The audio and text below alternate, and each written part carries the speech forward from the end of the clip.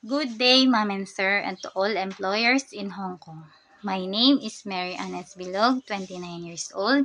I live in Butir, Santa Maria, Ilocos Sur, Philippines.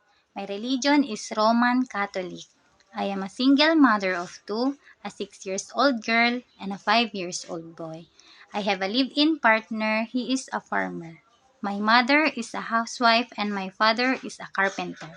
We are 5 siblings in the family, and I am the second. I have 2 brothers and 2 sisters. I work as a helper from February 10, 2022 to February 10, 2024 at Baguio City, Philippines.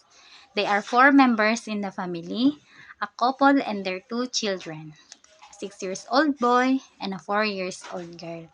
My duties and responsibilities are cleaning the house, washing the clothes, cook food for the family, taking care of kids, sending kids to school, marketing, tutoring them with their simple homeworks, and sometimes car washing. Mom and Sir, this is my first time to work in Hong Kong, but I have so much experience in working. Mom and Sir, I am kind, hardworking, honest, trustworthy, and most of all, I love kids. Mom and Sir, please help me.